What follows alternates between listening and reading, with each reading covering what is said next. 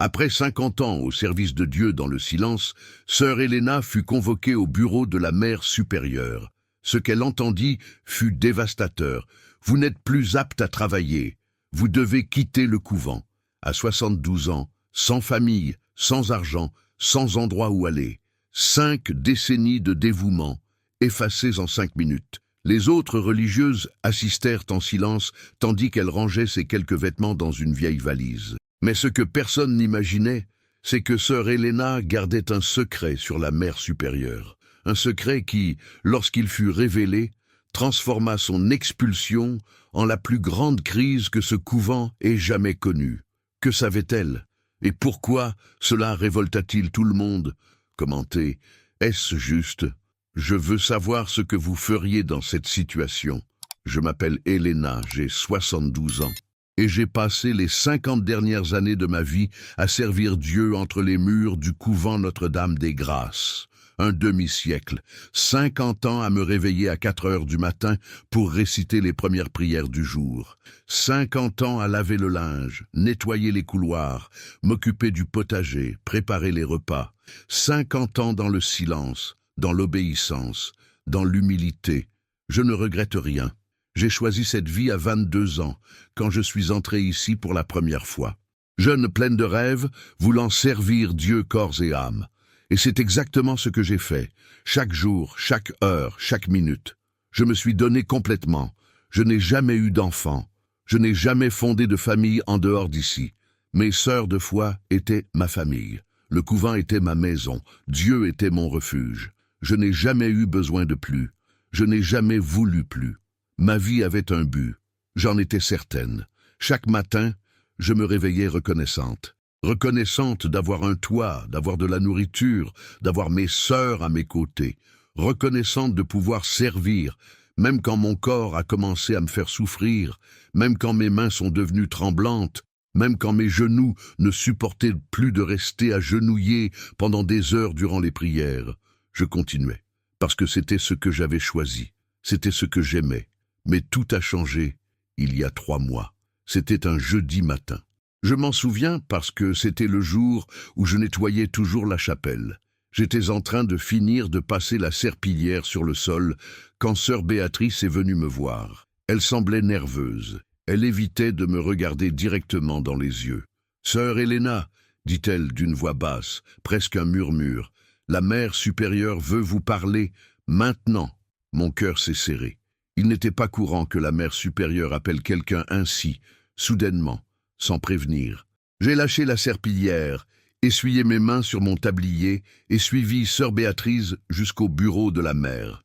Mère Véronica était assise derrière son bureau, en bois sombre, les mains croisées sur la surface. Elle n'a pas souri quand je suis entré. Elle ne m'a même pas salué. « Asseyez-vous, sœur Helena, dit-elle d'un ton sec. Je me suis assise. Mon cœur battait la chamade. Je ne savais pas à quoi m'attendre. Avais-je fait quelque chose de mal? Avais-je oublié une tâche?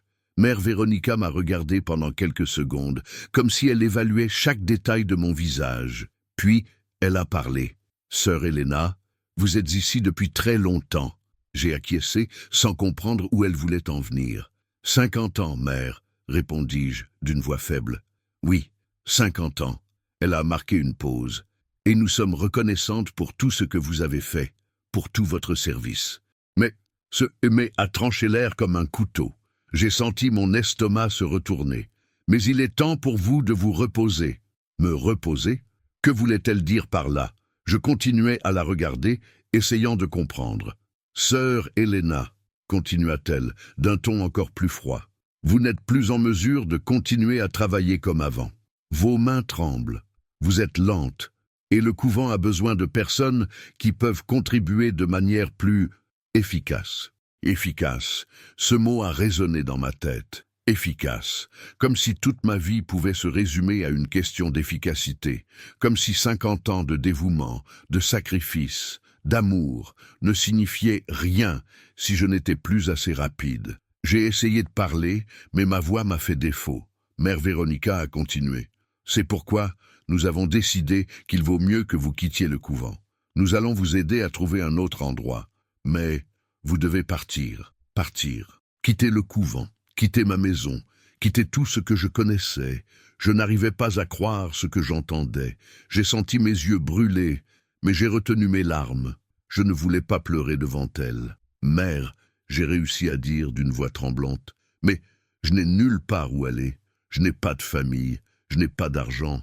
C'est le seul endroit que j'ai. » Elle a soupiré, comme si elle était fatiguée de cette conversation. « Nous verrons ce que nous pouvons faire. » « Mais la décision est prise, sœur Helena. Vous avez 1 semaine pour préparer vos affaires et partir. 1 semaine. 7 jours pour laisser derrière moi 50 ans de ma vie. » Je me suis levé de cette chaise comme si je portais le poids du monde sur mes épaules. Je suis sorti du bureau sans rien dire de plus, parce qu'il n'y avait rien à dire. La mère supérieure avait décidé. Et moi, comme toujours, je devais obéir. Je suis retourné dans ma petite chambre au couvent. Une chambre simple, avec un lit étroit, une vieille armoire et une petite fenêtre donnant sur le jardin. Je me suis assise au bord du lit, et pour la première fois depuis de nombreuses années, j'ai ressenti une solitude absolue. J'avais consacré toute ma vie à cet endroit. J'avais lavé le sol de cette chapelle des centaines de fois. J'avais préparé des milliers de repas dans cette cuisine. J'avais prié aux côtés de ces sœurs tous les jours. Et maintenant je ne servais plus à rien. C'était comme si j'avais été mise au rebut, utilisée jusqu'au bout, et quand il n'y avait plus rien à tirer de moi, jetée. Les jours suivants, j'ai essayé de parler avec certaines des autres religieuses. Je voulais comprendre si quelqu'un d'autre était au courant, si quelqu'un avait essayé de me défendre, mais toutes semblaient distantes, elles évitaient mon regard. Certaines murmuraient des mots de réconfort, mais aucune n'a eu le courage de remettre en question la décision de la mère supérieure. Je comprenais. Elles avaient peur aussi, peur d'être les prochaines. Après tout, si après 50 ans de service, je pouvais être expulsé, n'importe laquelle d'entre elles le pouvait. L'obéissance aveugle a toujours été enseignée ici, et remettre en question l'autorité, c'était impensable. J'ai commencé à préparer mes affaires. J'avais très peu. Quelques vêtements simples, un vieux chapelet que j'avais reçu en cadeau quand je suis entré au couvent, une petite Bible usée par le temps. C'était tout ce que je possédais, tout ce que j'avais accumulé en un demi-siècle. J'ai tout mis dans une vieille valise en cuir craquelé, qui était rangée sous le lit depuis mon arrivée ici. Je me souvenais quand j'avais apporté cette valise avec moi, pleine de rêves et d'espoir. Maintenant, je la remportais, vide de tout, sauf de tristesse. Le 5e jour, alors que j'étais dans le jardin pour la dernière fois, assise sur un banc en bois près du potager que j'avais moi-même aidé à planter il y a des décennies, sœur Béatrice s'est approchée. Elle a regardé autour d'elle pour s'assurer que personne ne regardait et s'est assise à côté de moi. « Sœur Helena », dit-elle d'une voix basse, « je suis désolée de ce qui vous arrive. Ce n'est pas juste. » Je l'ai regardée, surprise. C'était la première fois que quelqu'un le disait à voix haute. « Merci, sœur Béatrice », répondis-je. Elle a hésité un moment, comme si elle se demandait si elle devait ou non continuer. Puis, elle a dit quelque chose qui m'a choqué. « Sœur Helena, vous devez savoir quelque chose. La mère supérieure ne fait pas cela uniquement parce que vous êtes plus âgée. » J'ai froncé les sourcils. « Que voulez-vous dire ?»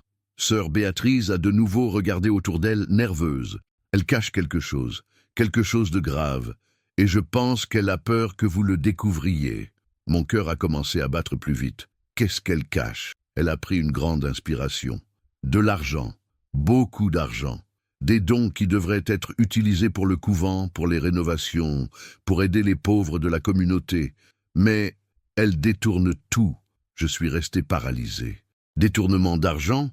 Mère Véronica? La même femme qui parlait d'humilité et de détachement dans ses sermons? Comment le savez-vous? Demandai-je, encore incrédule. J'ai vu des documents dans son bureau, de fausses factures, des comptes bancaires à son nom. Elle s'enrichit aux dépens du couvent, sœur Helena. Et vous travaillez dans l'administration des dons depuis des années. Vous avez accès aux anciens registres. Si quelqu'un compare les chiffres, il remarquera que quelque chose ne va pas. Je pense que c'est pour cela qu'elle veut vous faire partir d'ici. Cela avait du sens. Un sens horrible, mais cela avait du sens. J'avais effectivement travaillé pendant des années à organiser les registres de dons, avant que ma vue ne commence à baisser et que je sois transféré à d'autres tâches. Je connaissais chaque détail des anciennes archives. Si quelqu'un me demandait de vérifier quelque chose, je saurais exactement où chercher. Et c'était peut-être exactement ce que craignait Mère Véronica. « Sœur Béatrice, dis-je, d'une voix ferme. Vous en êtes certaine ?» Elle a acquiescé. « Absolument. Mais faites attention, sœur Helena. Elle est puissante. Et si elle découvre que vous savez... » Elle n'a pas eu besoin de finir sa phrase. J'ai compris. Cette nuit-là, allongé dans mon lit, je n'ai pas pu dormir. Mon esprit tournait à toute vitesse. Tout avait du sens maintenant. Ce n'était pas à cause de mon âge. Ce n'était pas à cause de ma capacité à travailler. C'était pour faire taire quelqu'un qui pourrait révéler la vérité.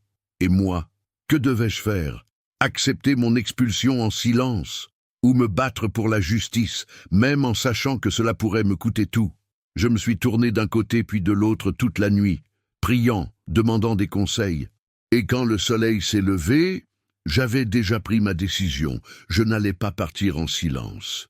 Tandis que sœur Helena passait sa dernière nuit au couvent, de l'autre côté du couloir, mère Véronica était également éveillée, mais pas par remords ou culpabilité.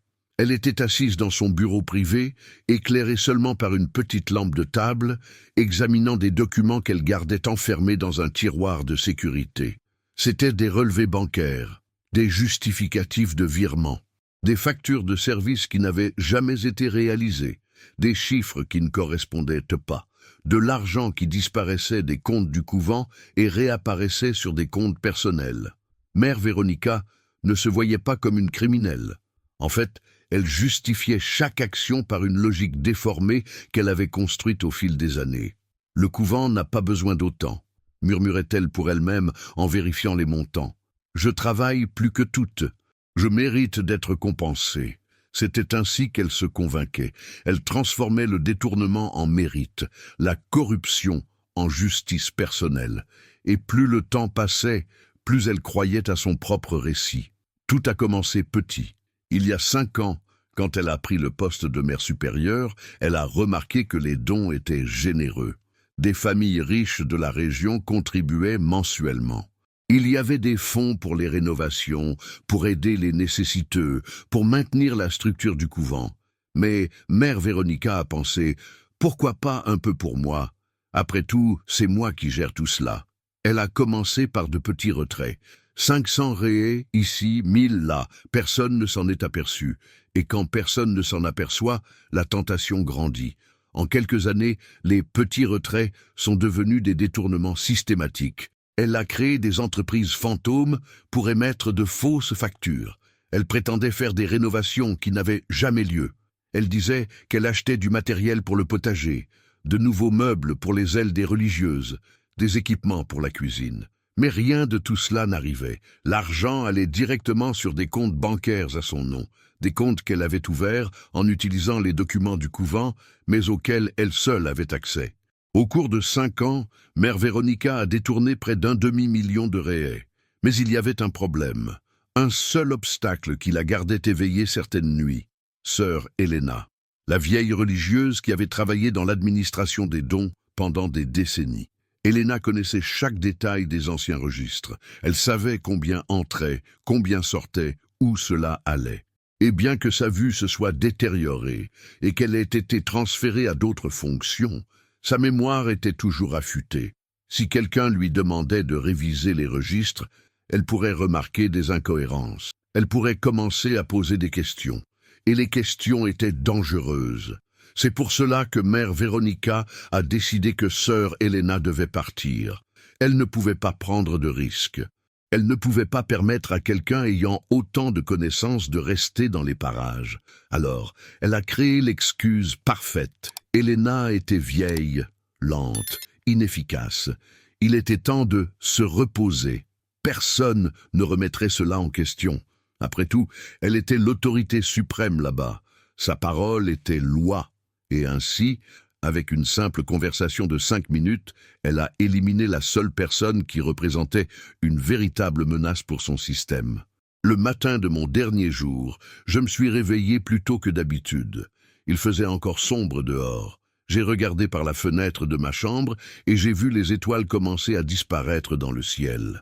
C'était comme si l'univers me disait au revoir. J'ai enfilé mon habit pour la dernière fois, fait mon lit avec le même soin que toujours et pris ma valise. Il était temps de partir, mais avant de sortir, il y avait quelque chose que je devais faire. Je suis descendu jusqu'aux archives du couvent. C'était une petite pièce au sous-sol où étaient conservés tous les anciens documents. Registres de dons reçus, correspondances. J'avais la clé parce que pendant des années, j'avais été responsable d'organiser tout cela. J'ai ouvert la porte doucement pour ne pas faire de bruit et je suis entré. L'odeur de vieux papier et de moisi a envahi mes narines. J'ai allumé une petite lampe que j'avais apportée avec moi et j'ai commencé à chercher. Je savais exactement ce que je cherchais. Les registres de dons des 5 dernières années. Je voulais comparer les montants qui étaient entrés avec les montants qui avaient été dépensés. Si sœur Béatrice avait raison, il y aurait des incohérences. Et je les trouverais. J'ai passé presque 1 heure là-bas, feuilletant des dossiers, notant des chiffres dans un vieux cahier que j'avais apporté avec moi. Et plus je regardais, plus c'était évident. Il y avait d'énormes dons enregistrés. Mais les dépenses, elles ne correspondaient pas. Des rénovations qui n'avaient jamais eu lieu, des achats qui n'étaient jamais arrivés. Tout parfaitement documenté sur le papier, mais complètement faux dans la réalité. Mon cœur battait à toute vitesse. J'avais la preuve. La preuve que mère Véronica volait. La preuve que mon expulsion n'était pas liée à mon âge ou à ma capacité. C'était une question de silence. Elle voulait me faire taire. Mais je ne serais pas réduite au silence. J'ai pris les documents les plus importants, les ai rangés dans ma valise et suis remonté au rez-de-chaussée. Le soleil commençait à se lever. Les autres religieuses se réveilleraient bientôt pour les prières du matin. Mais je ne serais pas là. J'ai marché jusqu'à la sortie du couvent. Ma valise était lourde, mais ce n'était pas à cause du contenu. C'était le poids de 50 ans laissé derrière moi. Je me suis arrêté à la porte principale et j'ai regardé en arrière une dernière fois. Cet endroit avait été toute ma vie. Chaque couloir, chaque pierre, chaque arbre du jardin, tout avait un souvenir. Mais maintenant, il y avait aussi une tache sombre de corruption et de trahison, et je n'allais pas laisser passer cela. Quand sœur Helena a franchi le portail du couvent pour la dernière fois, une sensation étrange l'a envahie. C'était la liberté mêlée à la perte. Elle ne savait pas où aller. Elle n'avait pas de famille, pas assez d'argent pour louer un endroit. Mais elle avait quelque chose de plus précieux à ce moment-là, la vérité. Et la vérité, quand elle est révélée, a le pouvoir de détruire même les fondations les plus solides. Helena a marché jusqu'à la petite place de la ville où il y avait un banc en bois sous un arbre. Elle s'est assise là, avec sa valise à côté, et a sorti les documents qu'elle avait emportés. Elle a regardé chaque page attentivement. Elle savait qu'elle devait agir vite. Mère Véronica découvrirait bientôt que les documents manquaient. Et quand elle le découvrirait, elle ferait tout pour les récupérer ou pour discréditer Helena. Elle avait besoin d'un plan. C'est alors qu'elle s'est souvenue de quelque chose. L'évêque du diocèse. Il visitait le couvent 1 fois par an, et il avait toujours semblé être un homme juste, préoccupé par l'intégrité des institutions religieuses sous sa supervision. Si elle pouvait lui parler, lui montrer les documents, il y aurait peut-être une chance de justice. Mais comment l'atteindre? Elle n'avait pas de téléphone, elle ne pouvait pas prendre rendez-vous officiel. Elle devrait se rendre en personne à la curie diocésaine, dans la ville voisine. Et cela signifiait un voyage en bus qu'elle avait à peine l'argent pour payer. Mais Helena était déterminée. Elle a compté les quelques pièces qu'elle avait économisées au fil des ans. Cela suffirait pour le billet, mais seulement l'aller. Elle n'a pas hésité une seconde. Elle s'est levée du banc, a pris sa valise et a marché jusqu'à l'arrêt de bus. 1 demi-heure plus tard, elle était en route vers la ville voisine, avec les documents serrés contre sa poitrine, comme s'ils étaient la chose la plus précieuse au monde. Et, à ce moment-là, ils l'étaient vraiment. Pendant ce temps, de retour au couvent, mère Véronica est descendue aux archives. Elle avait l'habitude de vérifier la salle 1 fois par semaine, juste pour s'assurer que tout était en ordre. Mais quand elle a ouvert la porte, son cœur a failli s'arrêter. Des dossiers étaient déplacés. des documents éparpillés. Et, pire encore, les principales preuves des détournements manquaient. Elle a tout retourné frénétiquement, cherchant. Mais il n'y avait aucun doute. Quelqu'un les avait pris, et elle savait exactement qui. « Elena !» a-t-elle murmuré entre ses dents, avec un mélange de colère et de panique. Cette vieille femme avait volé les documents, et si elle les montrait à quelqu'un, si elle allait voir les autorités ecclésiastiques, ou pire encore, la police, tout s'effondrerait. Des années de système, de richesses accumulées, de réputation soigneusement construite, tout s'écroulerait. Mère Véronica a serré les poings avec force. Elle ne pouvait pas laisser cela arriver.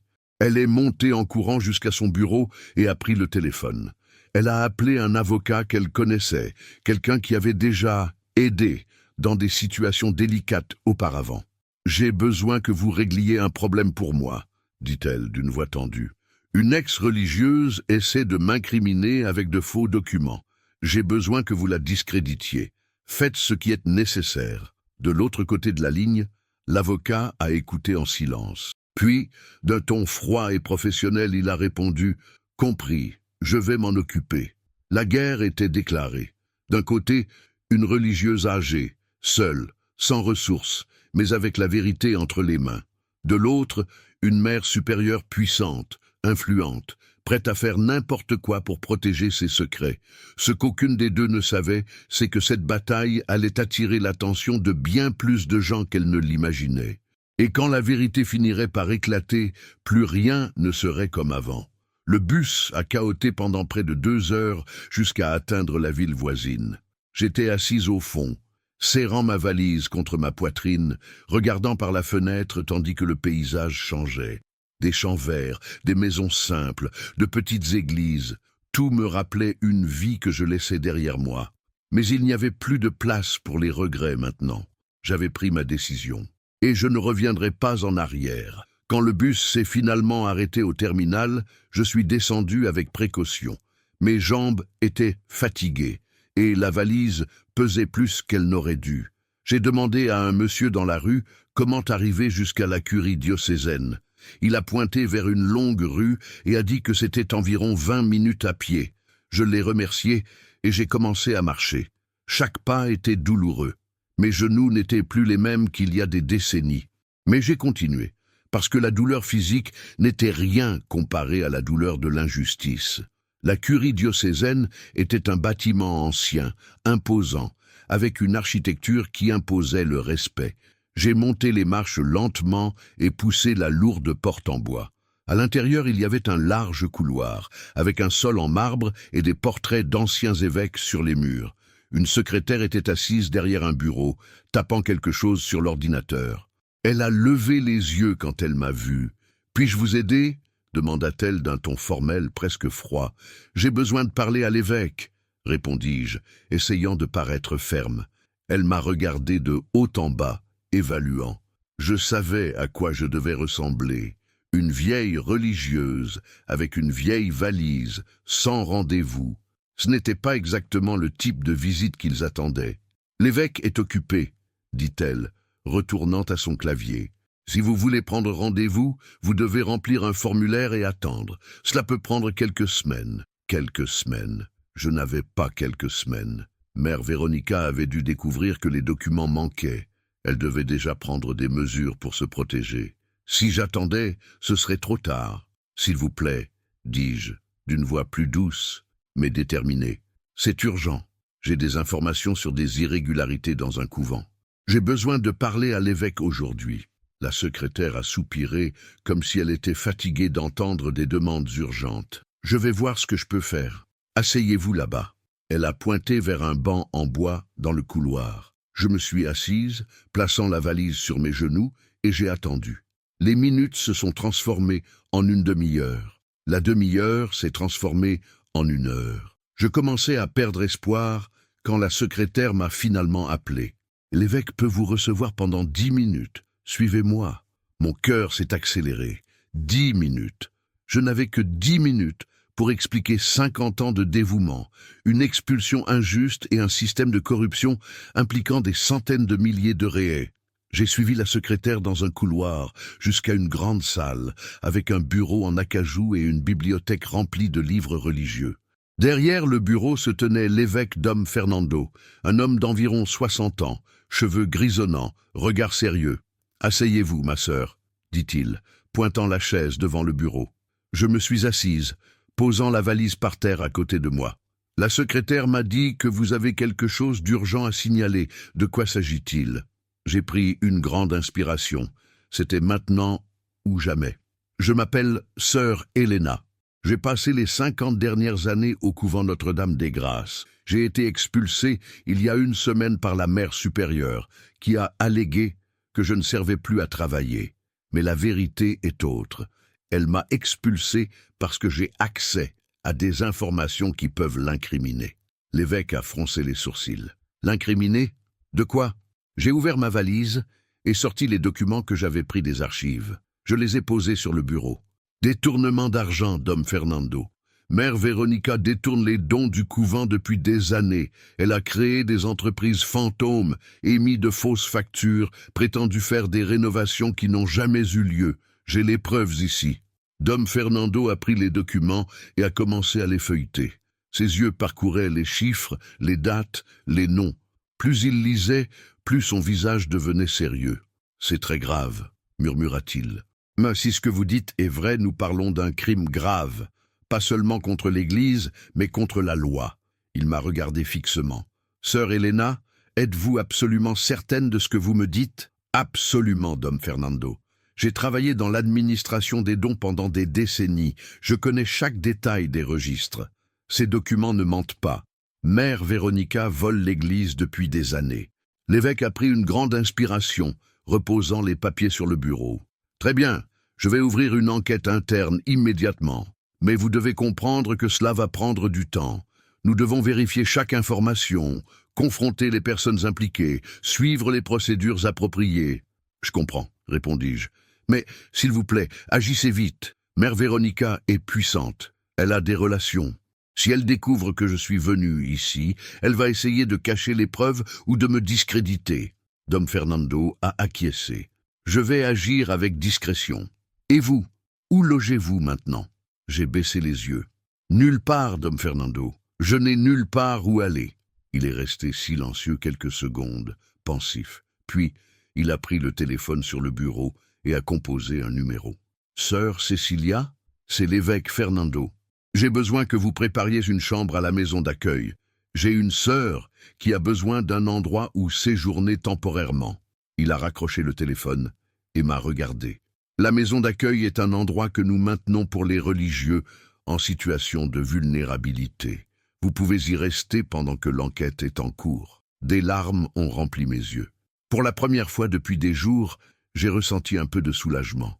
Quelqu'un m'écoutait, quelqu'un m'aidait. « Merci, Dom Fernando, merci beaucoup. » Il a fait un signe de tête. « Ne me remerciez pas encore, sœur Helena. Le chemin à venir sera difficile. Mère Véronica n'acceptera pas ces accusations sans se battre, et elle a les ressources pour se défendre. » Il avait raison. Mais j'avais aussi quelque chose qu'elle n'avait pas, la vérité. Et la vérité, aussi fort qu'on essaie de l'étouffer, trouve toujours un moyen de faire surface. Tandis que sœur Helena quittait la curie diocésaine avec une adresse notée sur une feuille de papier, de l'autre côté de la ville, mère Véronica était réunie dans son bureau avec l'avocat qu'elle avait engagé.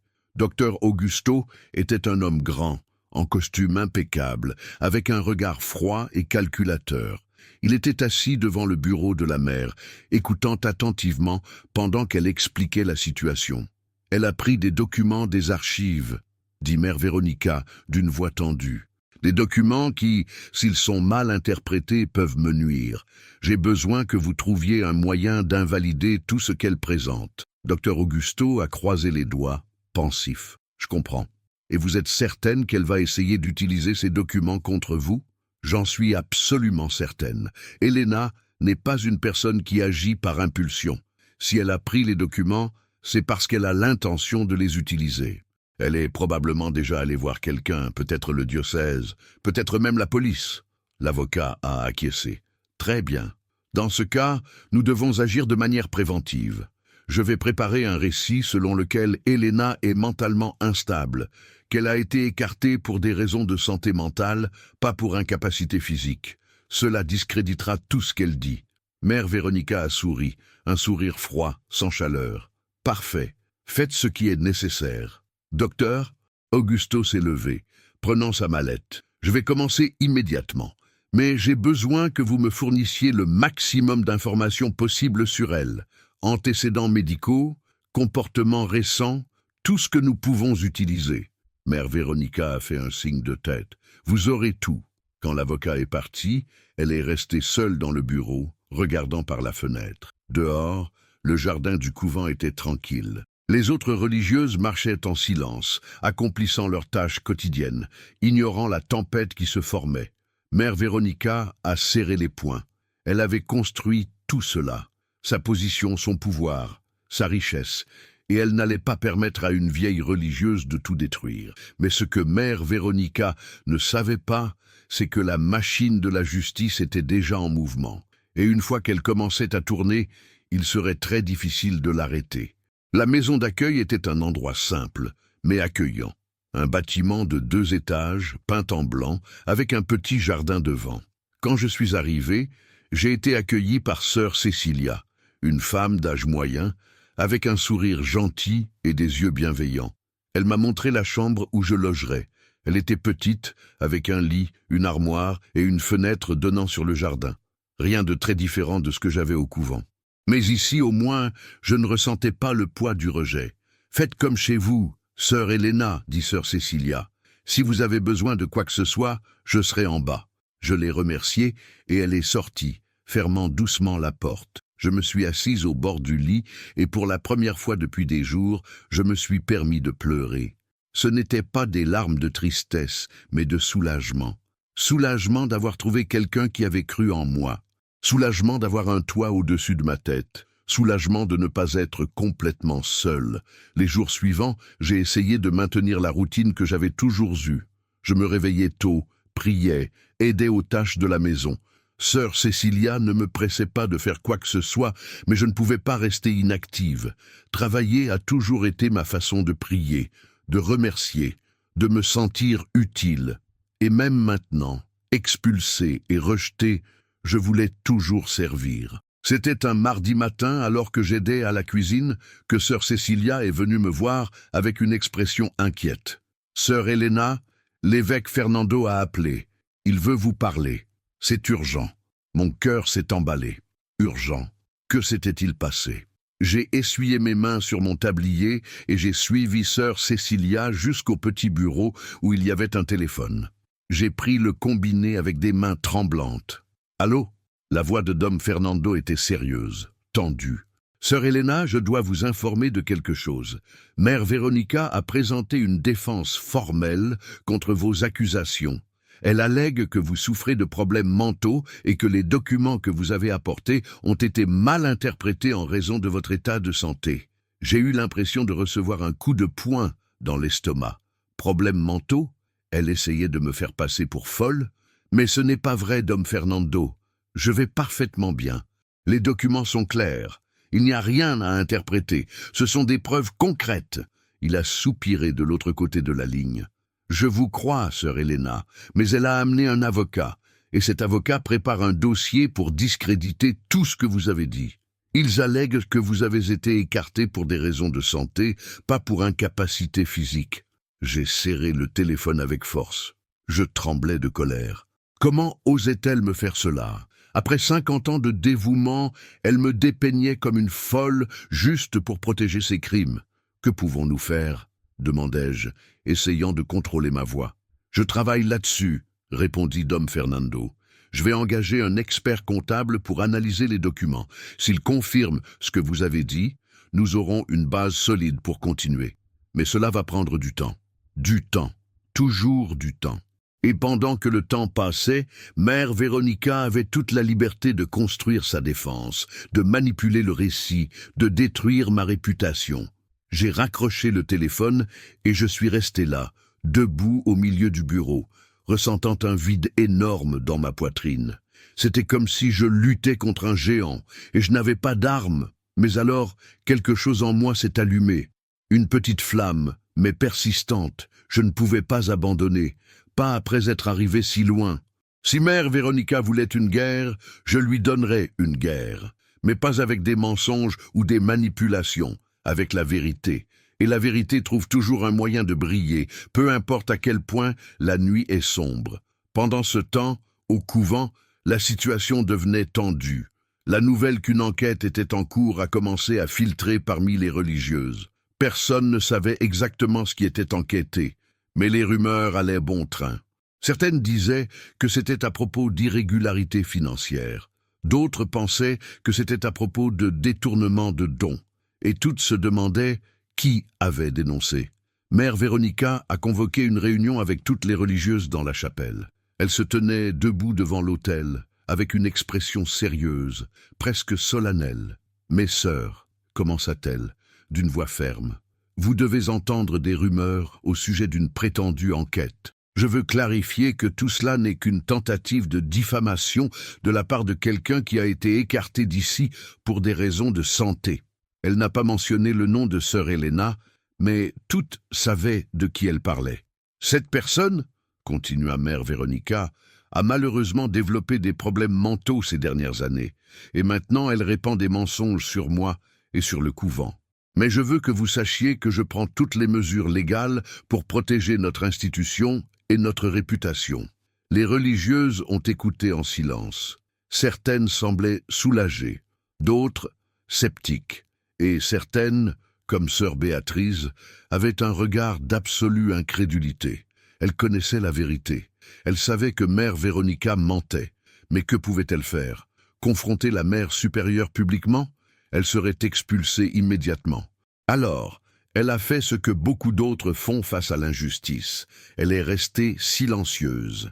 Mais le silence a un poids, et plus le temps passe, plus il devient lourd. 2 semaines plus tard, l'expert comptable engagé par Dom Fernando a présenté son rapport. Il avait analysé chaque document que sœur Helena avait fourni, recoupant les informations, vérifiant les dates, traçant les transactions.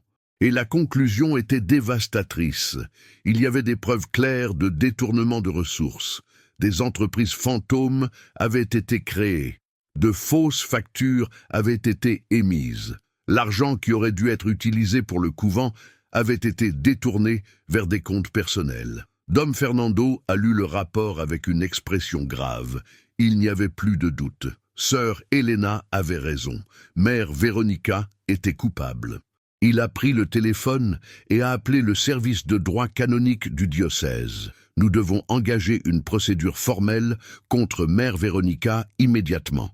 Et nous devons également impliquer les autorités civiles. Ce n'est pas seulement une question interne de l'Église, c'est un crime. Alors que les procédures légales commençaient à se dérouler, mère Véronica croyait toujours qu'elle avait le contrôle de la situation. Elle avait engagé le meilleur avocat que l'argent pouvait acheter. Elle avait construit un récit convaincant selon lequel sœur Helena était une femme mentalement instable. Elle avait fait pression sur les autres religieuses pour qu'elles restent loyales. Mais ce qu'elle ne savait pas, c'est que la vérité est comme l'eau. Elle peut être contenue pendant un certain temps, mais elle finit par trouver une fissure.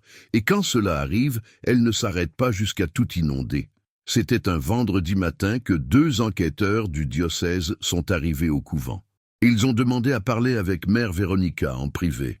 Elle les a reçus dans son bureau, toujours confiante, croyant encore qu'elle pourrait contourner tout cela. « En quoi puis-je vous aider ?» demanda-t-elle avec un sourire forcé. « Mère Véronica », dit l'un des enquêteurs, un homme d'âge moyen avec une mallette à la main. « Nous sommes ici pour vous informer que le diocèse a ouvert une procédure formelle d'enquête contre vous pour suspicion de détournement de ressources. Nous avons besoin que vous nous donniez un accès complet au registre financier du couvent des 5 dernières années. » Le sourire a disparu du visage de mère Véronica. Elle est devenue pâle. « C'est absurde. J'ai déjà expliqué que ces accusations sont fausses. Elles sont le produit de l'esprit perturbé d'une ex-religieuse qui a été écartée pour des problèmes de santé. » L'enquêteur a ouvert la mallette et a sorti le rapport de l'expert comptable. « Avec tout le respect que je vous dois, mère, nous avons des preuves comptables qui indiquent le contraire. et ces preuves ont été vérifiées par un professionnel indépendant. Alors, je vais redemander, pouvez-vous nous donner accès au registre financier? Mère Véronica a senti le sol se dérober sous ses pieds. Il n'y avait plus moyen de fuir. Il n'y avait plus moyen de manipuler. La vérité était là, imprimée dans ce rapport, irréfutable et dévastatrice. Elle a essayé de garder son sang-froid. Je vais devoir parler avec mon avocat avant de fournir quoi que ce soit. C'est votre droit, répondit l'enquêteur. Mais sachez qu'à partir de maintenant, vous êtes suspendu de vos fonctions de mère supérieure jusqu'à ce que l'enquête soit terminée. Une administratrice temporaire sera désignée pour prendre en charge le couvent. C'était le coup final. Suspendu. Tout ce pour quoi elle avait travaillé, tout le pouvoir qu'elle avait accumulé, lui était retiré en quelques minutes. Quand les enquêteurs sont partis, mère Véronica est restée seule dans le bureau. Pour la première fois depuis des années, elle a ressenti de la peur, une peur réelle, pas la peur de perdre de l'argent ou sa réputation, mais la peur d'affronter les conséquences de ses actes, et pour la première fois, elle a compris qu'il n'y avait pas de retour en arrière. De l'autre côté de la ville, à la maison d'accueil, sœur Elena a reçu la nouvelle par téléphone. Dom Fernando a appelé personnellement pour l'informer que l'enquête progressait et que mère Véronica avait été suspendue. Vous aviez raison, sœur Elena. Vos accusations ont été confirmées. Justice est en train d'être rendue.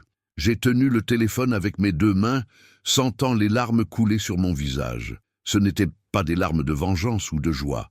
C'étaient des larmes de soulagement. Soulagement d'avoir lutté, de ne pas avoir abandonné, d'avoir fait confiance à la vérité, même quand tout semblait perdu. Merci, Dom Fernando, ai-je réussi à dire d'une voix étranglée. Merci d'avoir cru en moi.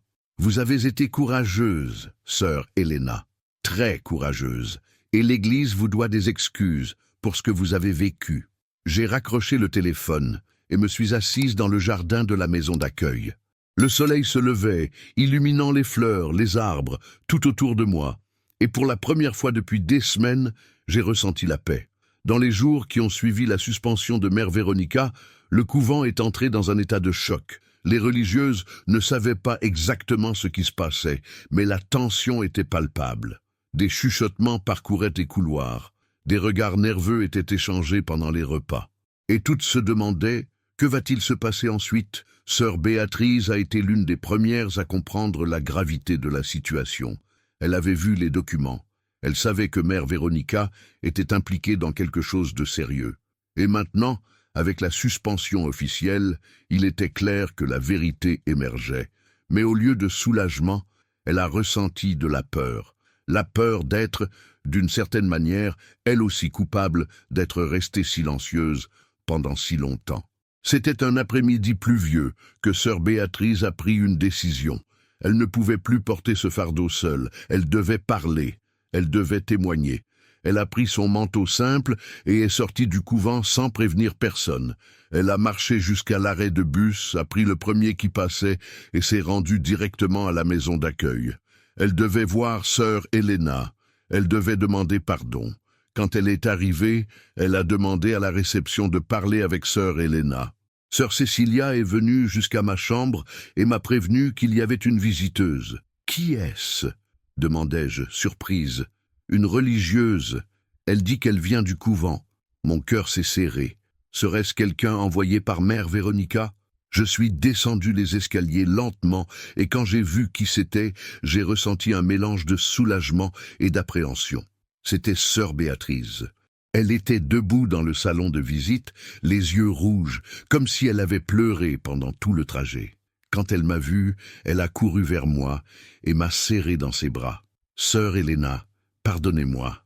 Pardonnez-moi de n'avoir rien fait, d'être restée silencieuse. Je savais ce qui se passait et je n'ai pas eu le courage de parler. » Je l'ai serrée dans mes bras en retour, sentant ses larmes mouiller mon épaule. « Vous n'avez pas besoin de demander pardon, sœur Béatrice. Je sais que vous aviez peur. Toutes avaient peur. Mais j'aurais dû être plus courageuse, dit-elle, s'éloignant un peu et essuyant ses larmes. J'aurais dû vous défendre quand elle vous a expulsé. J'aurais dû parler de ce que je savais. Mais j'ai été lâche. J'ai tenu ses mains. L'important, c'est que vous êtes ici maintenant. Et il est encore temps de faire ce qui est juste. Elle a acquiescé, sanglotant encore. Je veux témoigner. Je veux raconter tout ce que j'ai vu, tout ce que j'ai entendu. Je ne peux plus vivre avec ce poids sur la conscience. Cela a été un tournant, parce que sœur Béatrice n'était pas juste une témoin de plus. Elle était toujours à l'intérieur du couvent. Elle avait accès à des informations actualisées. Et son courage de venir me voir, d'admettre son omission et de s'offrir pour témoigner, était un signe que les choses changeaient. J'ai immédiatement appelé Dom Fernando et lui ai raconté la visite de sœur Béatrice. Il a demandé à lui parler. J'ai passé le téléphone. Sœur Béatrice a parlé pendant près de 20 minutes, racontant tout, sur les conversations qu'elle avait entendues, sur les documents qu'elle avait vus dans le bureau de Mère Véronica, sur les menaces voilées que la mère faisait pour garder toutes les religieuses sous contrôle. Quand elle a terminé, Dom Fernando l'a remerciée et lui a demandé de se rendre à la curie diocésaine le lendemain pour formaliser son témoignage. Elle a accepté. Cette nuit-là, tandis que sœur Béatrice retournait au couvent, quelque chose d'inattendu s'est produit. D'autres religieuses ont commencé à la chercher. Elles avaient entendu des rumeurs selon lesquelles elle était sortie pour parler avec sœur Helena. Et elles voulaient en savoir plus. « Est-il vrai que mère Véronica a détourné de l'argent ?» demanda sœur Teresa, l'une des plus jeunes. « Est-il vrai que sœur Helena a été expulsée injustement ?» Sœur Béatrice a pris une grande inspiration. C'était maintenant ou jamais. « Oui, dit-elle, d'une voix ferme, tout est vrai, et je vais témoigner à ce sujet demain. » Le silence qui a suivi était lourd, mais alors, une à une, d'autres religieuses ont commencé à parler. « J'ai aussi vu des choses étranges, dit sœur Clara. Des rénovations qui ont été payées, mais qui n'ont jamais eu lieu. Et ces nouveaux meubles qu'elle a dit avoir achetés pour le réfectoire, ajouta sœur Anna, ils ne sont jamais arrivés. C'était comme si un barrage s'était rompu. Des années de silence, de peur, d'obéissance aveugle étaient en train d'être brisées. Et plus elle parlait, plus elle réalisait qu'elle n'était pas seule, que toutes avaient vu quelque chose, que toutes avaient remarqué quelque chose, mais aucune n'avait eu le courage de questionner, jusqu'à maintenant. Pendant ce temps, dans sa maison, où elle vivait temporairement après la suspension, Mère Véronica recevait un appel de son avocat. « Nous avons un problème, » dit docteur Augusto d'une voix tendue. « L'une des religieuses du couvent va témoigner contre vous. Et, d'après ce que j'ai appris, d'autres envisagent également de faire de même. » Mère Véronica a senti la panique monter dans sa gorge. « Qui va témoigner ?»« Sœur Béatrice, et possiblement d'autres. » Elle a serré les poings avec force. Béatrice, cette fille avait toujours été faible, toujours été influençable. « Que pouvons-nous faire ?» demanda-t-elle, essayant de contrôler le désespoir dans sa voix. « Honnêtement, très peu. Si plusieurs témoins confirment les accusations, il n'y a aucun moyen de nier. La meilleure chose que nous puissions faire maintenant est de négocier. Peut-être pourrons-nous réduire les pénalités si vous coopérez. » Coopérer. Admettre la culpabilité. C'était impensable pour Mère Véronica. Elle avait passé des années à construire son image, son pouvoir, son autorité. Et maintenant, on lui conseillait simplement de se rendre ? « Non, dit-elle d'une voix ferme, je n'admettrai rien. Nous allons nous battre jusqu'au bout. » Docteur Augusto a soupiré de l'autre côté de la ligne. « Comme vous voulez, mais sachez que sur ce chemin, vous pouvez tout perdre. » Et il avait raison. Mais Mère Véronica était trop orgueilleuse pour l'admettre, trop orgueilleuse pour se repentir, et cet orgueil serait sa ruine. Le lendemain, sœur Béatrice s'est rendue à la curie diocésaine et a formalisé son témoignage. Elle a tout raconté, chaque détail, chaque conversation, chaque document qu'elle avait vu. Et quand elle a terminé, Dom Fernando l'a remerciée et a dit « Vous avez fait ce qui était juste, sœur Béatrice. Je sais que c'était difficile, mais la vérité doit être dite, quel qu'en soit le prix. » Dans les semaines suivantes, d'autres religieuses sont également venues témoigner.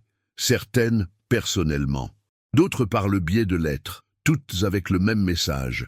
Mère Véronica avait abusé de sa position, elle avait manipulé, elle avait volé, et elle avait réduit au silence quiconque osait questionner. L'enquête officielle du diocèse a progressé rapidement. Des experts comptables ont été engagés, des documents ont été analysés, des témoins ont été entendus, et chaque jour, les preuves contre Mère Véronica s'accumulaient. Il n'y avait plus de doute. Elle était coupable. Mais quelque chose d'encore plus important se passait. Les religieuses du couvent redécouvraient leur voix. Elles réalisaient que l'obéissance ne signifie pas le silence face à l'injustice, que l'humilité ne signifie pas accepter l'abus, que servir Dieu ne signifie pas servir des dirigeants corrompus. Moi, à la maison d'accueil, je suivais tout de loin, mais avec le cœur réchauffé. Ce n'était pas une question de vengeance. Ça ne l'a jamais été. C'était une question de justice. C'était de restaurer la dignité qui m'avait été enlevée. C'était de garantir qu'aucune autre religieuse ne passe par ce que j'avais vécu. Un après-midi, alors que j'étais dans le jardin de la maison d'accueil, arrosant les fleurs, sœur Cécilia est venue vers moi avec une enveloppe. « Une lettre est arrivée pour vous, sœur Helena. » J'ai pris l'enveloppe avec des mains tremblantes. Elle venait du diocèse. Je l'ai ouverte lentement et j'ai lu. C'était une lettre officielle, signée par Dom Fernando, informant que l'enquête contre Mère Véronica avait été conclue. Elle avait été déclarée coupable de détournement de ressources, d'abus d'autorité et de fraude. Elle serait définitivement écartée de ses fonctions et répondrait pénalement de ses actes. En outre, la lettre disait que j'étais invité à retourner au couvent, si je le souhaitais, avec tous les honneurs et des excuses formelles du diocèse. J'ai senti les larmes couler sur mon visage. Ce n'étaient pas des larmes de tristesse, c'étaient des larmes de victoire, de justice, de rédemption. Mais je savais que la décision de revenir ou non m'appartenait. Et pour la première fois en 50 ans, j'avais la liberté de choisir. J'ai passé toute la nuit à penser à la lettre, retourner au couvent. C'était tout ce dont j'avais rêvé pendant ces premières semaines de solitude et de rejet. Retourner chez moi. Retourner à ma routine, retourner vers les sœurs que j'aimais. Mais maintenant, avec la possibilité réelle devant moi, je n'étais pas sûr que c'était ce que je voulais. Le couvent que je connaissais avait changé, ou peut-être que c'était moi qui avais changé. J'avais vu la corruption qui se cachait derrière les prières, j'avais ressenti la douleur de la trahison, j'avais expérimenté la solitude de l'abandon. Et malgré tout, j'avais trouvé ma propre voie. Une voix que pendant 50 ans, j'avais fait taire au nom de l'obéissance. Voulais-je retourner dans un endroit où cette voix pourrait être réduite au silence à nouveau? Le lendemain matin, j'ai demandé à sœur Cécilia d'appeler Dom Fernando. Je devais lui parler personnellement avant de prendre ma décision. 1 heure plus tard, j'étais à nouveau assise dans le bureau de la curie diocésaine, sur la même chaise, où tout avait commencé. Dom Fernando m'a accueilli avec un sourire chaleureux. « Sœur Helena, je suis heureux de vous revoir. J'ai reçu votre message. J'imagine que vous voulez parler de la lettre. »« Oui, Dom Fernando. Je ne sais pas si je veux retourner. » Il a acquiescé, compréhensif. Il est parfaitement naturel de ressentir cela. Vous avez traversé une épreuve terrible, et il n'y a aucune pression pour que vous reveniez si vous ne vous sentez pas à l'aise. J'ai pris une grande inspiration. Ce n'est pas que le couvent ne me manque pas. Il me manque. Les sœurs me manquent. La routine me manque. Les prières me manquent. Mais j'ai peur. Peur que rien n'ait vraiment changé. Peur qu'une autre personne comme Mère Véronica puisse prendre le relais et que tout se répète. Dom Fernando a croisé ses mains sur le bureau pensif. Je comprends votre inquiétude, et elle est valable, mais je veux que vous sachiez que nous mettons en œuvre des changements significatifs. Le couvent aura désormais une supervision plus rigoureuse, des audits financiers réguliers. Et plus important encore, nous créons des canaux de dénonciation pour que des situations comme celle-ci ne soient plus jamais réduites au silence. Cela m'a donné un peu d'espoir, mais quelque chose me dérangeait encore. Et les autres religieuses, comment ont-elles réagi quand elles ont appris la vérité? Dom Fernando a soupiré. Cela a été difficile pour elles, beaucoup se sont sentis trahis. D'autres se sont sentis coupables de ne pas avoir remarqué, mais la plupart sont soulagés et beaucoup ont spécifiquement demandé que vous reveniez. Des larmes ont rempli mes yeux. Elles voulaient que je revienne. Après tout, elles me voulaient toujours. Sœur Helena, continua Dom Fernando. Vous n'avez pas besoin de décider maintenant. Prenez le temps dont vous avez besoin. Mais sachez que vous avez une place là-bas. Et plus que cela, vous avez le respect de nous tous. Ce que vous avez fait était courageux. Vous avez sauvé ce couvent. Je suis sorti de la curie diocésaine avec le cœur un peu plus léger, mais toujours indécise. Je suis retourné à la maison d'accueil et j'ai passé les jours suivants à prier, réfléchir, parler avec sœur Cécilia. Et c'est elle qui m'a donné le conseil qui a tout changé. « Sœur Helena, dit-elle un après-midi alors que nous prenions le thé dans le jardin, vous avez peur de retourner parce que vous pensez que vous pourriez perdre la liberté que vous avez trouvée ici. Mais la vérité est que la liberté est en vous. Peu importe où vous êtes. » Elle avait raison. La liberté que j'avais trouvée ne concernait pas l'endroit où je vivais. C'était le courage de dire la vérité, le courage de lutter pour la justice, le courage de ne pas accepter l'inacceptable. Et je pouvais emporter cette liberté avec moi n'importe où, même de retour au couvent. 2 jours plus tard, j'ai appelé Dom Fernando et lui ai dit que j'étais prête à retourner, mais à une condition. Je voulais parler à toutes les religieuses avant. Je voulais regarder chacune dans les yeux et dire ce que j'avais sur le cœur. Il a accepté et a fixé une réunion pour la semaine suivante. Pendant ce temps, Mère Véronica faisait face à sa propre bataille. L'enquête du diocèse s'était transformée en procédure pénale. Elle a été formellement accusée de fraude, de détournement de fonds et de faux. Son avocat essayait toujours de négocier un accord, mais le parquet n'était pas intéressé. Il y avait trop de preuves, trop de témoins, il n'y avait pas moyen d'échapper. Mère Véronica, qui avait toujours eu le contrôle sur tout et tous, était maintenant complètement sans contrôle.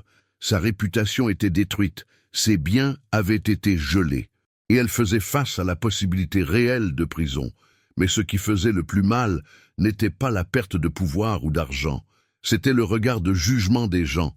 C'était de savoir que, où qu'elle aille, elle serait connue comme la religieuse corrompue. La mère qui avait trahi sa vocation.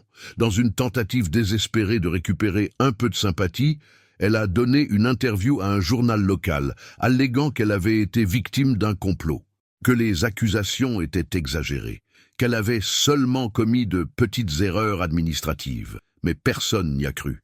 Les preuves étaient trop claires. Et le public, qui aurait pu avoir pitié auparavant, ne ressentait maintenant que de l'indignation. Le jour de la réunion au couvent, je suis arrivé tôt. Mon cœur battait à tout rompre. Cela faisait près de 2 mois que j'avais quitté cet endroit. 2 mois qui semblaient 2 ans. Quand je suis entré par le portail principal, j'ai vu quelques religieuses dans le jardin. Elles ont arrêté ce qu'elles faisaient et m'ont regardé. Pendant un moment, il y a eu du silence. Puis, sœur Teresa, la plus jeune, a commencé à marcher vers moi. Et puis une autre, et une autre. Et, avant que je ne m'en rende compte, j'étais enlacé par toutes. « Sœur Helena, pardonnez-nous, » disait l'une. « Nous sommes tellement désolés, » disait une autre. « Nous aurions dû faire quelque chose, » disait une troisième. J'ai embrassé chacune, sentant les larmes couler sur mon visage. Ce n'étaient pas des larmes de tristesse, mais de réconciliation, de guérison, d'espoir. Nous sommes toutes entrées dans la chapelle, où Dom Fernando attendait.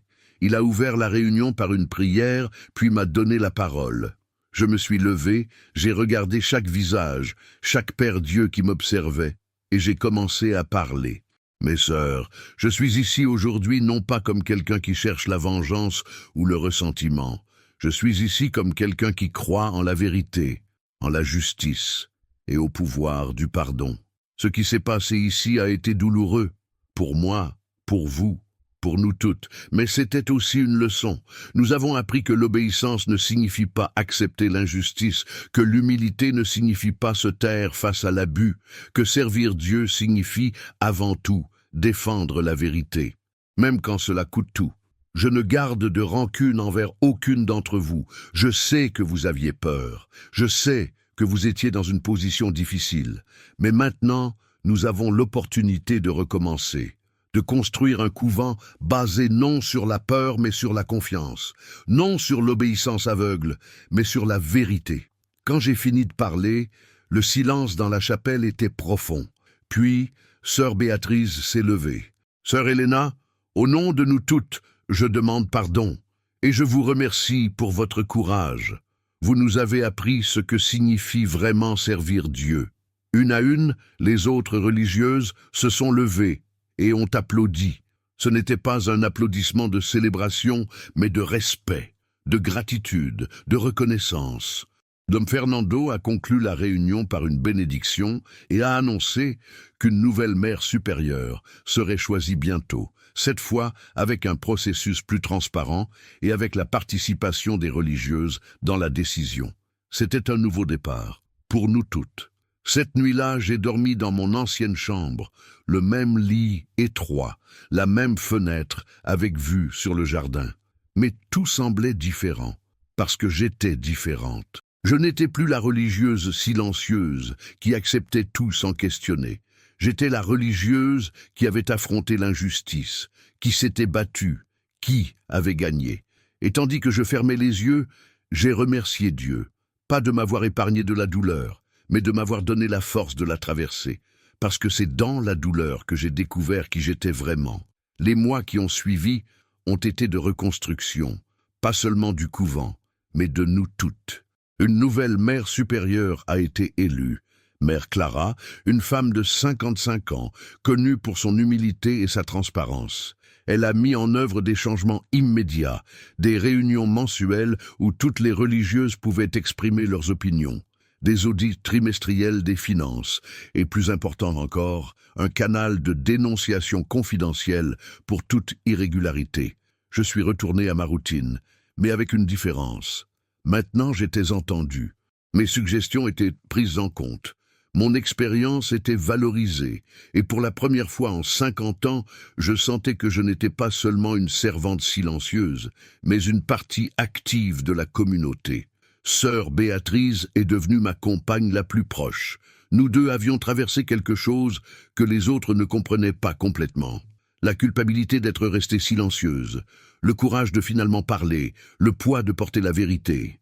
Nous passions des heures à parler dans le jardin, réfléchissant à ce qui s'était passé et à comment nous pourrions garantir que cela ne se répète jamais. « Vous savez, sœur Helena, » dit-elle un après-midi ensoleillé alors que nous nous occupions du potager, « je pensais que être une bonne religieuse signifiait seulement obéir, faire ce qu'on me disait sans questionner, mais maintenant je comprends que ce n'est pas une vertu, c'est de la lâcheté. » J'ai acquiescé. La vraie obéissance est de suivre ce qui est juste, même quand c'est difficile, même quand cela va à l'encontre de ceux qui sont au pouvoir, parce qu'au final, nous ne répondons pas aux dirigeants humains, nous répondons à Dieu. Tandis que le couvent guérissait, Mère Véronica faisait face à sa sentence. Le procès pénal a été rapide, les preuves étaient irréfutables, des témoins ont été entendus, des documents ont été présentés. Et à la fin, elle a été condamnée à 5 ans de prison pour fraude et détournement de fonds. De plus, elle a été obligée de restituer tout l'argent détourné, plus d'un demi-million de réais, qui serait utilisé pour rénover le couvent et aider les familles nécessiteuses de la communauté. Quand la sentence a été lue, Mère Véronica n'a montré aucune émotion.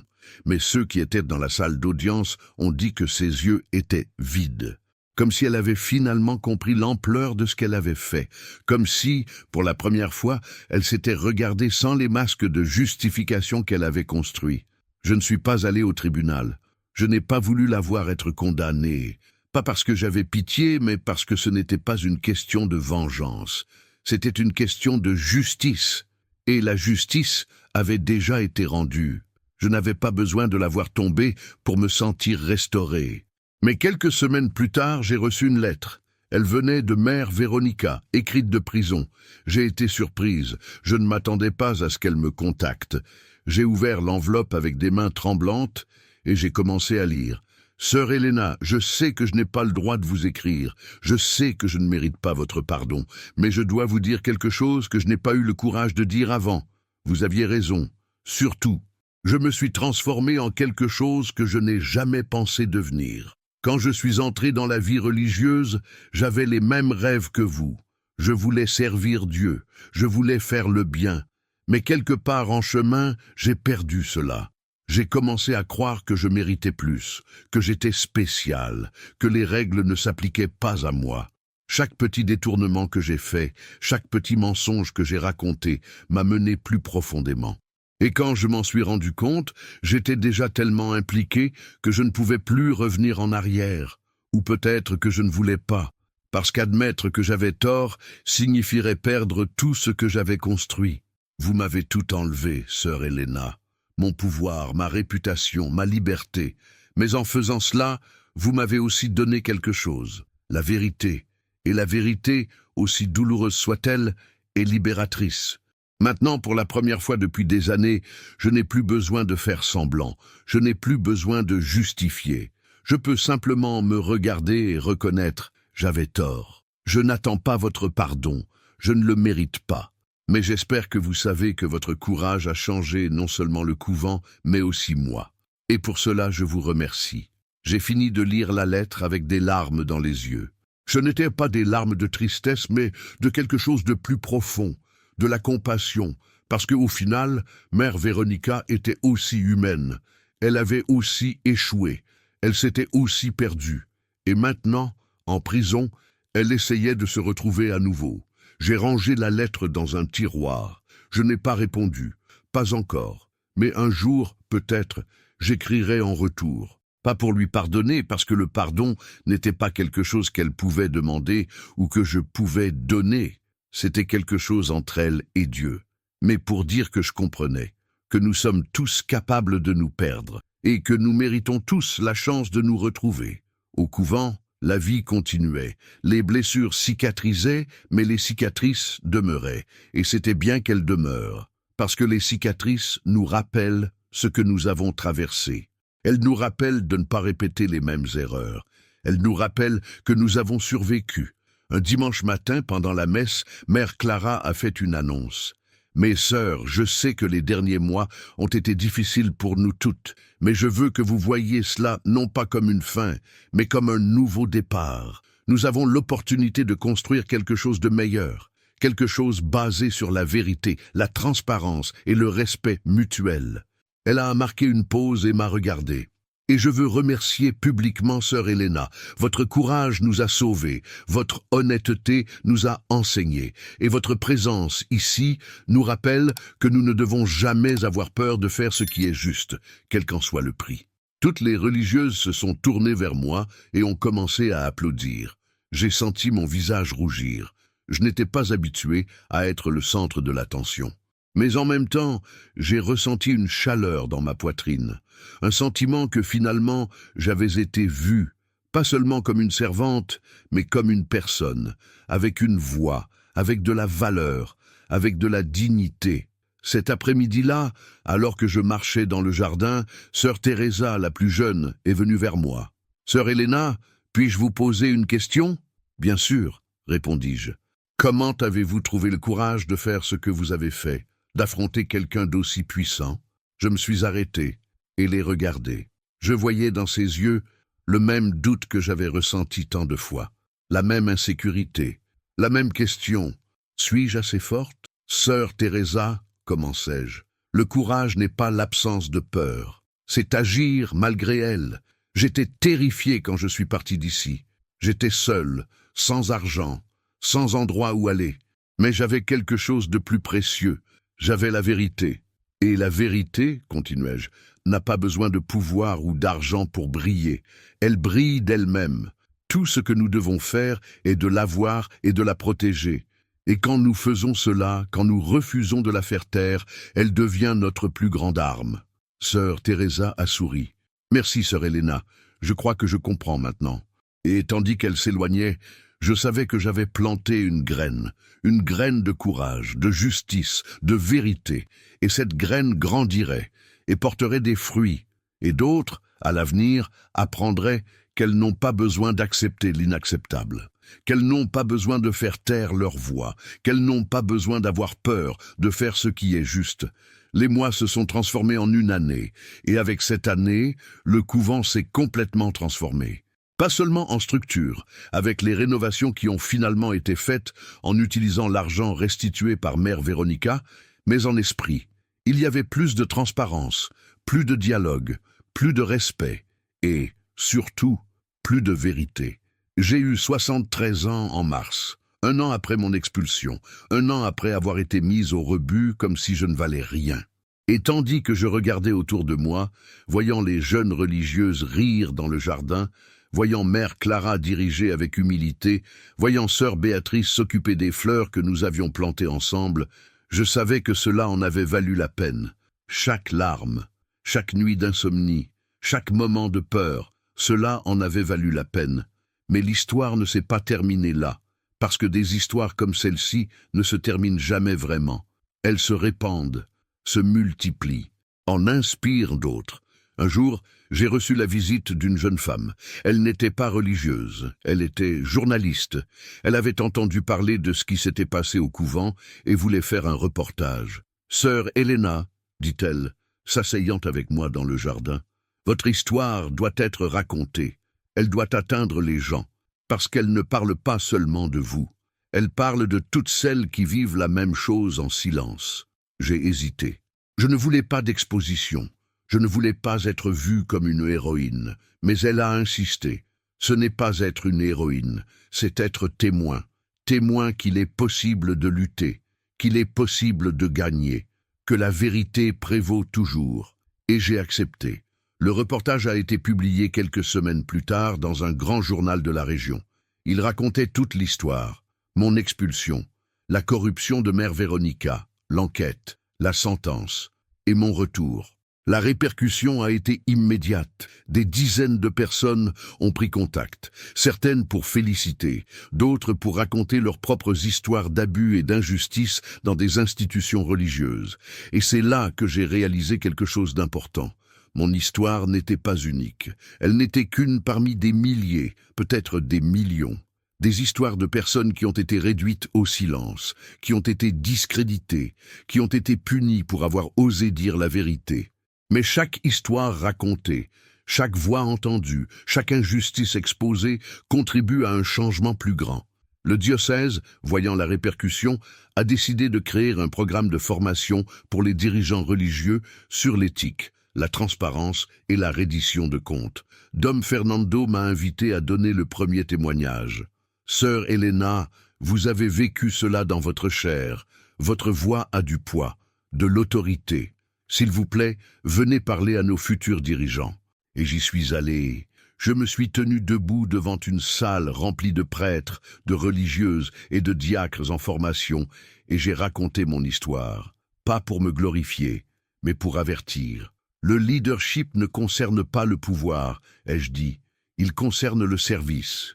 Et quand nous confondons les deux, quand nous commençons à croire que nous méritons des privilèges, que nous sommes au-dessus des règles, que notre position nous donne des droits spéciaux, c'est là que nous commençons à tomber. Mère Véronica ne s'est pas réveillée un jour en décidant d'être corrompue. C'était un processus graduel, de petites justifications, de petits détournements, de petits mensonges, jusqu'à ce que cela devienne quelque chose de grand, quelque chose d'incontrôlable, quelque chose qui l'a détruite non seulement elle, mais tous ceux autour d'elle. Et vous, j'ai regardé chaque visage dans la salle, vous êtes sur le point d'assumer des positions de leadership, des positions de confiance. Et je vous implore, ne laissez pas le pouvoir vous corrompre, ne laissez pas l'autorité vous aveugler, ne laissez pas l'orgueil vous détruire, parce que quand vous tombez, vous ne tombez pas seul. Vous emportez avec vous la foi de beaucoup. Le silence dans la salle était profond, et quand j'ai fini de parler, l'un des jeunes séminaristes a levé la main. « Sœur Helena, comment pouvons-nous garantir que nous ne deviendrons pas comme Mère Véronica ?» J'ai souri, un sourire triste, mais plein d'espoir. Ne cessez jamais de vous remettre en question, ne cessez jamais d'écouter les critiques, ne cessez jamais de rendre des comptes, et surtout, ne croyez jamais que vous êtes au-dessus de la vérité. Je suis retourné au couvent cet après-midi-là avec le cœur plein. Je sentais que je faisais une différence. Pas seulement pour moi, mais pour les générations futures. Et c'était plus que je n'aurais jamais pu imaginer quand j'avais franchi ce portail, seul et rejeté, il y a plus d'1 an. Pendant ce temps, Mère Véronica purgeait sa peine en prison. J'ai appris par Dom Fernando qu'elle participait à des programmes de réhabilitation, qu'elle travaillait à la bibliothèque de la prison, qu'elle vivait pour la première fois depuis des années de manière simple, sans luxe, sans privilège, juste comme une parmi tant d'autres. Je gardais toujours la lettre qu'elle m'avait envoyée, et parfois, quand j'étais seul, je la relisais, pas par rancune, mais par compassion, parce qu'au fond, je comprenais. Je comprenais comme il est facile de se perdre, comme il est facile de justifier, comme il est facile de devenir exactement ce que nous avons un jour méprisé. Un soir, finalement, je me suis assise et j'ai écrit une réponse. Elle n'était pas longue, elle n'était pas émotionnelle, elle était simple, directe, vraie. Mère Véronica, j'ai reçu votre lettre, et je vous remercie pour vos mots. Je ne peux pas dire que je pardonne, parce que le pardon est quelque chose qui me dépasse, mais je peux dire que je comprends. Je comprends que vous êtes humaine, que vous avez fait des erreurs, et que vous payez pour vos erreurs. J'espère que, quand votre peine se terminera, vous trouverez un chemin de retour, pas vers le pouvoir ou l'autorité, mais vers la vérité, et vers Dieu, parce qu'au final, c'est tout ce qui compte vraiment. Que Dieu vous bénisse. Sœur Elena. J'ai envoyé la lettre et j'ai senti un poids quitter mes épaules. Ce n'était pas à propos d'elle, c'était à propos de moi, de libérer le poids que je portais encore, d'avancer, non pas avec colère, mais avec paix. 2 ans plus tard, le couvent était méconnaissable. Les rénovations avaient été achevées.